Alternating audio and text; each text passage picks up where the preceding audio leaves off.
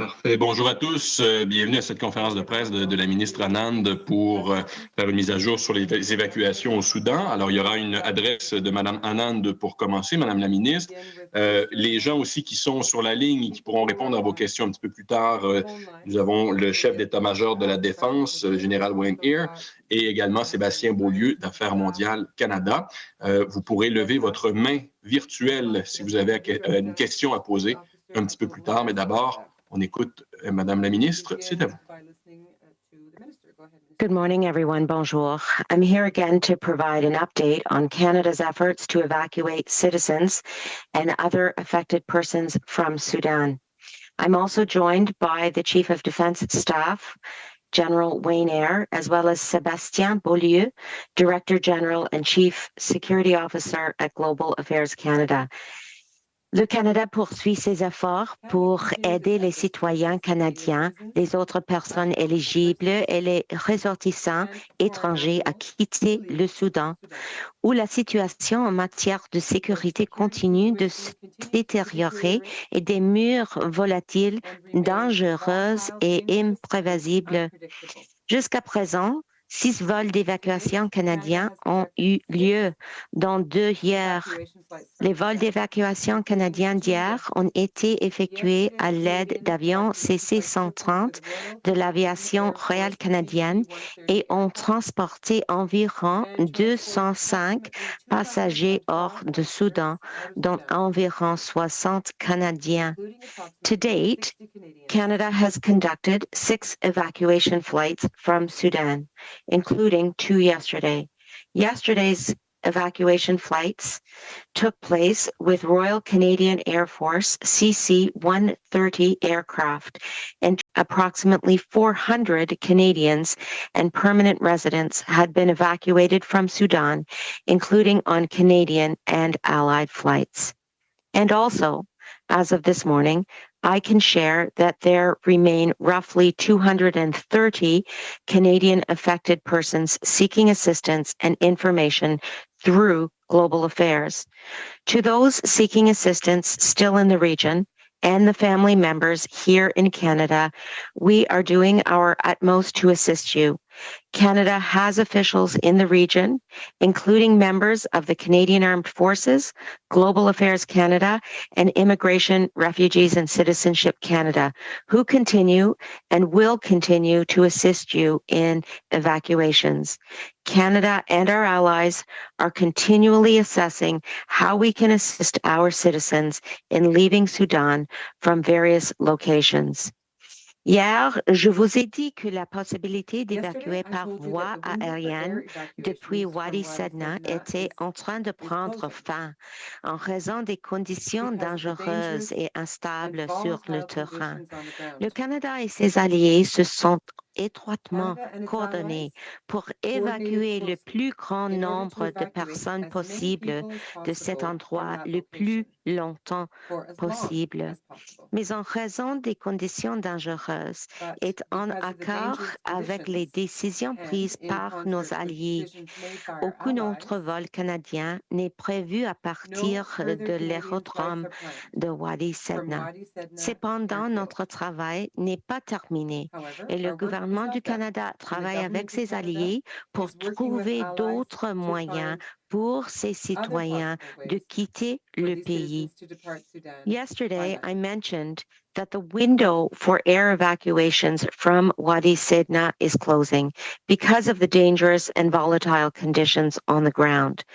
Despite the fact that a ceasefire agreement is in place between the two warring factions, fighting continues in Sudan and in close proximity to the airfield. The situation remains volatile, dangerous, and unpredictable. The United Kingdom has ceased operations from this airfield, and the United States as well has recommended that its citizens avoid the area. Canada and our allies coordinated closely to evacuate as many people as possible from that location for as long as possible. But because of the dangerous conditions and in concert with decisions made by our allies, no further Canadian flights are planned from the Wadi Sayyidna Airfield, and Canadian Armed Forces personnel are clear of the airfield also. We recommend that Canadians do not go to the airfield, and this information has been communicated to Canadian affected persons on the ground.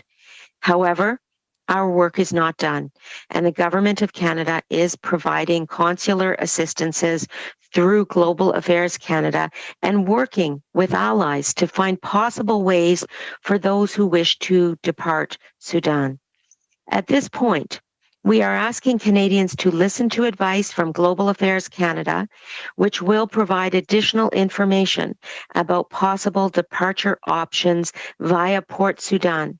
IRCC, Canadian Armed Forces members, and Global Affairs Canada officials are relocating to Port Sudan. We remain committed to supporting the mission to aid Canadian citizens in their time of need and continue to plan with our partners for both air transport as well as ground and seaport extraction options, including from Port Sudan. HMCS Montreal and MV Asterix remain in close vicinity to the Port of Sudan and are prepared for direct support to the operation and will remain on station in the short term as we work with our allies to develop planning for Port Sudan evacuations. Les navires canadiens continuent d'apporter leur soutien aux alliés, notamment en fournissant du carburant pour permettre la poursuite des opérations d'évacuation. Our highest priority remains the safe return of Canadians who wish to leave Sudan, and we are doing our utmost to make that happen. Notre priorité absolue reste le retour en toute sécurité de nos compatriotes canadiens et nous continuons à travailler fort pour y parvenir. My colleague, Foreign Minister. Merci beaucoup, Madame la Ministre. On va commencer à prendre les questions. If you have a question, please raise your hand virtually. We will start with Mackenzie Gray. Mackenzie, the floor is yours.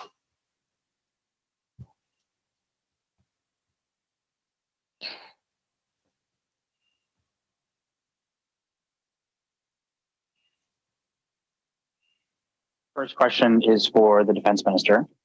Minister, we've stopped flights coming out of Sudan, but it doesn't sound like there is a plan in place right now for people who are on the ground to be able to get out. So what is the plan to get Canadians who are still there out? Land, water, what's the play right now? So Global Affairs Canada has been in touch with Canadians and has recommended various possibilities, one of which has been joining the multinational convoy that the United States is leading from Khartoum to Port Sudan. And from a Canadian Armed Forces perspective, what we are doing is supporting global affairs. We will maintain our CC-130s in the region. We will also maintain our naval assets in the Port Sudan area and make sure that we are doing whatever is necessary to support the departure options that are being put forward by Global Affairs Canada, at which time I will turn to Sébastien Beaulieu if he has anything to add here. Merci beaucoup, Madame la Ministre. Thank you, Madam Minister. We're providing, the Minister underscored how our work is not over, although we have put an end to the flights out of Wadi Sayyidna. The consular support to Canadians continues. We continue to be engaged with Canadians overnight. The past few hours have seen us engage with partners around the globe to look at options There are land options, but again, the situation is volatile and it's unpredictable and it's dangerous. Proceeding by road may not always be the best option. We're also recommending, if the situation warrants, that people shelter in place. It's a decision that everybody needs to take on their own initiative, based on their own circumstances, their ability to travel, their mobility, and their assessment of the risks. Evacuation by road from Khartoum is a 30-hour journey with many risks along the way, and not everyone is able to do that. We have conducted flights out of Wadi Sayyidna as long as possible. That window has closed, but we continue to work with our partners, first and foremost, the CAF, but our international partners as well, to look at those options and those alternatives to support Canadians. That includes options out of Port Sudan, and without getting into details, we are providing guidance to Canadians who are reaching out to us for assistance and finding pathways. Merci. You've mentioned that there are naval assets in the Port of Sudan. I guess for the Minister and for General Eyre too, is Canada, do we have the capabilities there to evacuate people on our specific naval assets and bring them likely to Saudi Arabia? I'll ask General Eyre if he'd like to respond to that question. Thank you. No, thanks for the question. We've got to realize in Port Sudan, it is still a permissive environment. So there's a number of options that we can look at out by sea, including our ships or commercial, and the airfield as well is operational and flights are going in and out. And so there's a number of options for Canadians to leave from Port Sudan.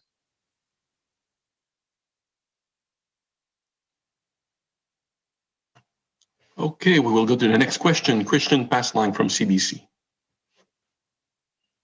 Hi there. I'm wondering how many, if there were Canadians still on the ground at the Wadi Sayyidna Airport when Canada made the decision to halt operations, and if so, how many?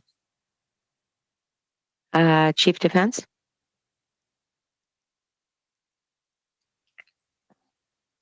So our sense is no, but that is not confirmed. Understanding that it was a pretty volatile situation, and to get out the 200 plus last night, I think we need to be very, very proud of that.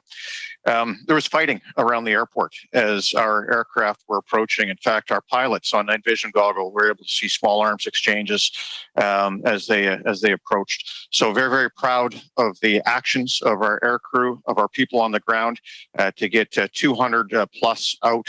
But I don't have a firm answer for you on your specific question. Thanks. And Minister, we learned today that your colleague, Minister Jolie, is in Kenya to coordinate the situation. Can you just give us a sense, or perhaps the GAC official can give us a sense about what she's hoping to accomplish there? Sure thing. One of the most important aspects of her work is going to meet with those who have already been evacuated from a very difficult and trying situation. She's also going to meet with diplomatic staff, including those who have left the region, but also those who are more familiar with the intense fighting and history that has been occurring.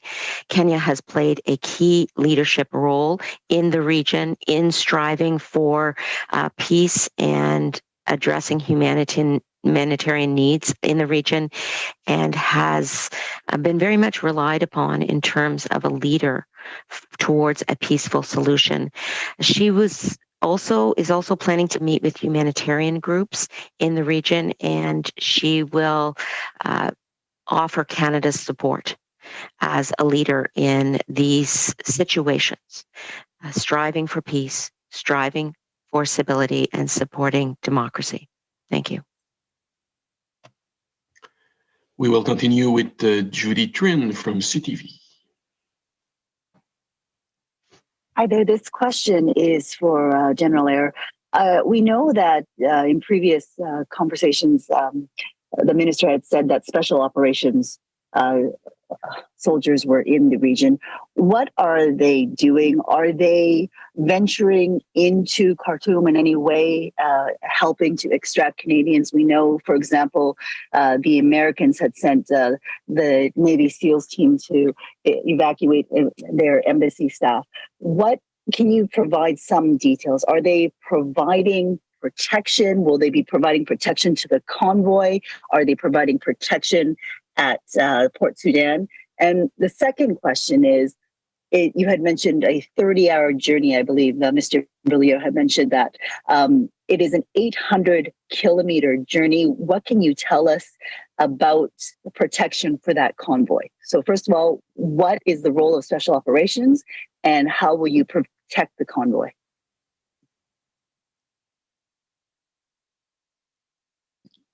So with respect to our special operations forces, we don't normally get into a lot of operational detail with respect to their activities. But I will tell you, we were not venturing out to bring individual groups of Canadians back to the airfields. It was a case of we had a force at the airfield, and Canadians, Canadian title persons would come to us. We are very well linked in with our allies in the region, both conventionally and on the special operations side. And so that's where we stand with that force. Conventionally as well, we are very linked in at all levels, including right from the Pentagon, U.S. AFRICOM, and with our other allies in the region as well. Very close coordination as we work on extracting each other's citizens out of the region. I think it's also important to note that we pulled out 140 plus U.S. citizens as part of our evacuation efforts. To go to the question on the convoy. So the U.S. has organized a series of multinational convoys from Khartoum to Port Sudan. I talked to my U.S. counterpart about this a couple of days ago. Seats are open for Canadians. GAC has reached out to Canadian entitled persons to offer them seats. That convoy has been contracted and organized by the U.S. So far, they've had 2 successful iterations, and another several are planned over the coming days. And I'm sure GAC can talk to their efforts to give details to Canadians awaiting information. Thank you. Happy to provide a bit more details in terms of assistance. We're in touch regularly, either through proactive calls overnight through our call center, or receiving calls also from Canadians looking for options if they decide to not shelter in place and to venture on the road towards Port Sudan and other borders. Thank you.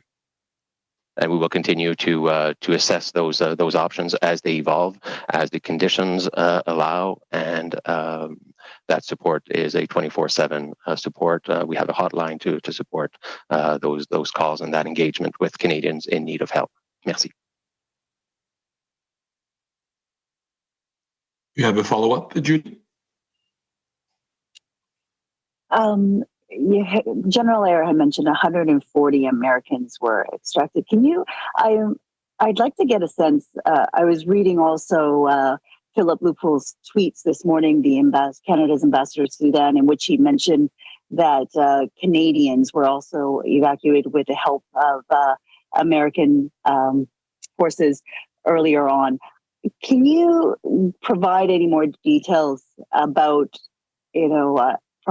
about the danger, like other than volatility, in terms of what embassy staff have mentioned in the early days of getting out?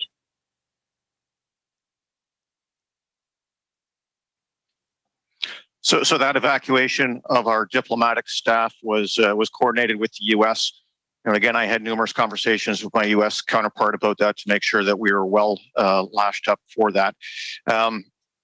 Yeah, it was dangerous ground move, understanding that there are roadblocks, that there are roving bands of RSF fighters. And so it was not without risk, including once in the air. As I mentioned on On our approach last night into Wadi Sayyidna, there was ground fire, not directed at our aircraft, but in the vicinity nonetheless. We saw the ground fire that damaged a French aircraft flying into Wadi Sayyidna several days ago, and so there's multiple risks on the ground, in the air, making this a fairly risky endeavor. We will now go to Shannon Proudfoot from the Globe and Mail. Yeah, thank you. Minister Anand, you mentioned that your advice to Canadians still stuck in Sudan is to listen to the advice from GAC.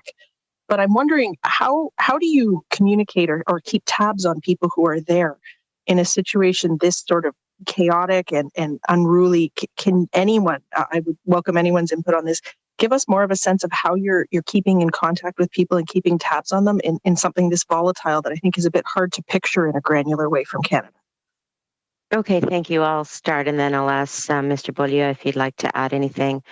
Well, first and foremost, the advice that Global Affairs Canada is offering to Canadian citizens is continuing and continual.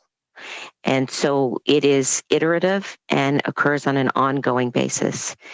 The situation on the ground, as we are all aware, continues to evolve, but especially in Khartoum, the fighting has been very intense and elevated. And so the advice for Canadians has got to continue to develop in accordance with that evolving situation on the ground. The advice today, for example, differs because of the decision we have made relating to the risks at the Wadi Sayyidna Airport. The risk not only at the airport itself, where we have seen our allies as well depart using that locale, but the risks relating to fighting that is moving further and further north between the two factions. Global Affairs Canada continues to reach out proactively on a 24/7 basis to Canadians and examine all options, including the multinational-led convoy by the United States, including potential options in Port Sudan by air and sea. And on that note, I will ask Mr. Beaulieu if he'd like to add anything. Thank you, Minister. You mentioned the travel advice. We also have a registry of Canadians abroad. There are 1,700 people registered to that data in that database, which allows us to push information to Canadians who have registered. That number is somewhat high. So many people, as we have left Sudan, but may not have retrieve their name from the list, but we also amplify those messages on social media. We also have means to push information by email to specific categories of people, depending on their situation, where they are, and what options may be open to them. We receive calls 24/7, and as the Minister underscored, we also proactively reach out to Canadians when we are made aware of a specific flight, of a specific seats on a convoy, of specific situation of a ferry being open. We do communicate that on an ongoing basis, and I was overseeing overnight the call center and our global operations, and you can be sure that we have a team of dedicated Canadians answering those phones and making those calls. Thank you.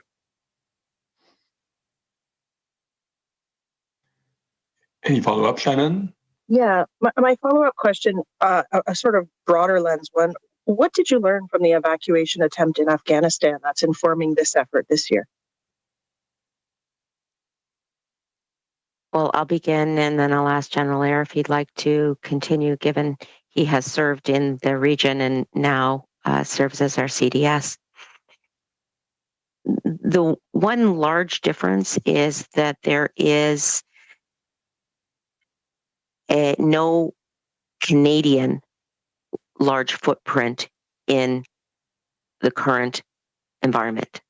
So we went in and evacuated Canadians as well as 550 individuals overall from Sudan via 6 flights, with having no footprint on the ground and no experience and people in that country in Sudan other than the diplomatic corps. No CAF personnel, for example, no CAF footprint in Sudan. That is quite different from the situation in Afghanistan, where we did have an operation, which General Eyre will speak to, and we did have links with the country. And so I'll ask now General Eyre if you'd like to continue with the response. So there are some similarities in terms of it being a contested environment and us having to project capabilities from the other side of the world into that contested environment, into a non-permissive environment to extract Canadians. What worked really well in Afghanistan for us and has worked really well here is the cooperation, the coordination with allies. With us pulling out citizens from other countries, with other countries pulling out our citizens, it's very much a team effort. And that speaks to the competitive advantage we have as a country of being a group of like-minded partners, friends, allies who work together in crises like this. We don't have a lot of forces in that region. And so as we scaled up our own force from Canada, able to leverage what our allies have. So the French, for example, with their sizable force in Djibouti, the UK with their sizable force in Cyprus and in the sovereign base area in Akrotiri, our own basing rights or agreements in Jordan to help us flow forces in there. So the web of friends and partners that we have, invaluable in a case like this.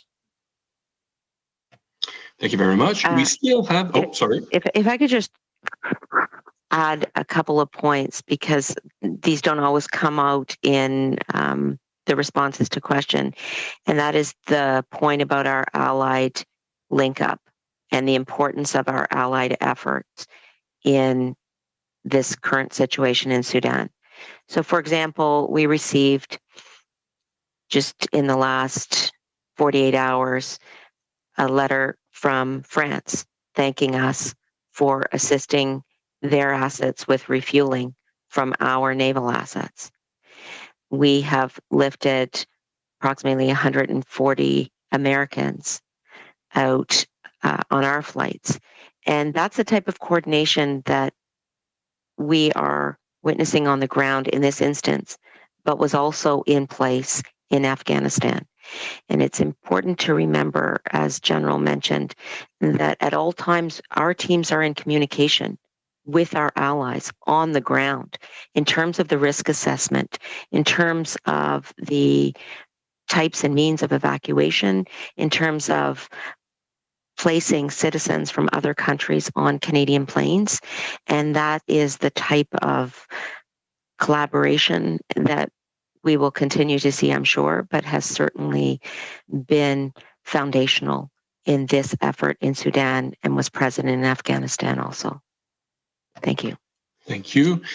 We still have a few minutes for questions. If you haven't had the chance to ask a question yet, you can raise your hand and do it now. If you already asked a question, maybe I can offer a one question round for people who already asked a question. I see that, Shannon, you raised your hand, so go ahead for your extra question. Thank you for the bonus round. I wondered, what is the advice, or maybe it's more of a sort of human message to people in Canada who are very, very worried now that we have a couple hundred Canadians we know are still stuck? What is the message to them, or what is the practical advice as well?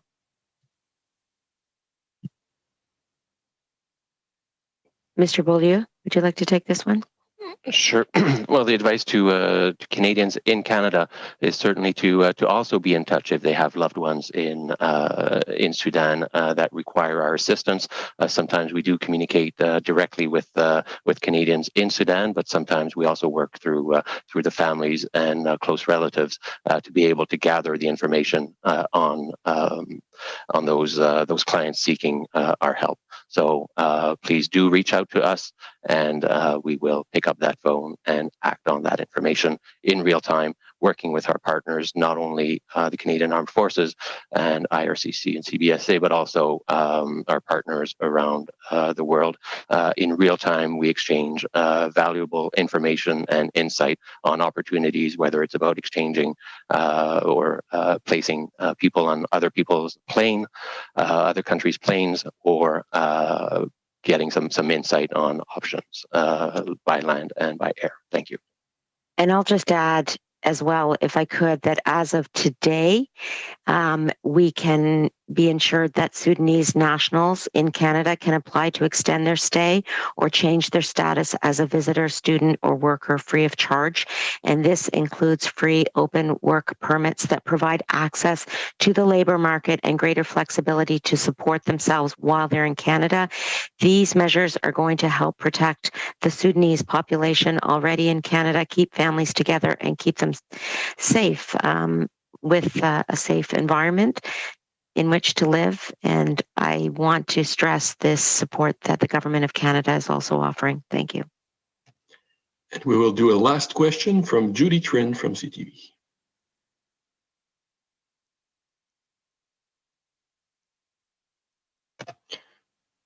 Judy, the floor is yours if you want it.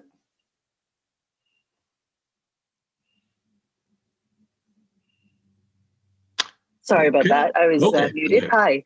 I'm wondering if after the evacuations are done, if Canadian forces will remain in the region, perhaps in some type of humanitarian assistance, whether it is airlifting aid into the region. There is concern amongst the diaspora here that, once we get our Canadians out, that we forget about the people of Sudan and the fact that there are these great needs right now. Is that in discussion, remaining in the area to assist in aid assistance, whether it's food, water, or whatsoever in the next little while, should this civil unrest continue? Okay, thank you, Judy. First of all, we're always monitoring how we can be helpful, and we're going to keep Canadians apprised of our potential future decisions. In fact, Melanie Joly, the Foreign Affairs Minister, is in Kenya right now to discuss not only the future of Sudan, but what more Canada can do as a country, and as a country that cares deeply about humanitarian issues and human rights. We are going to look forward to hearing from the Minister of Foreign Affairs in terms of what she has learned on the ground, including from Canadians who have been evacuated, as well as members of the Kenyan government who have been so important in terms of building peace and stability in the region. And once we hear her report and have those discussions, we will be making decisions about what more we can do to assist, not only from a Canadian Armed Forces standpoint, but from a broader Government of Canada standpoint. But make no mistake, we are deeply committed to peace and stability in the region. We very much hope that the fighting that is occurring in Sudan ceases permanently and that the country can return to some sort of stability. Our hope is that we will be able to contribute in some way to that. But first and foremost, we are concerned about the safety and security of Canadian citizens, as well as citizens from other countries. That's why we have been able to airlift over 550 individuals on 6 flights from the Canadian Armed Forces, and will continue to be present as long as we can be useful in the region. Thank you. Voilà, c'est ce qui va mettre fin à cette conférence de presse. Madame la ministre, merci beaucoup. Général Eyre, Sébastien Beaulieu.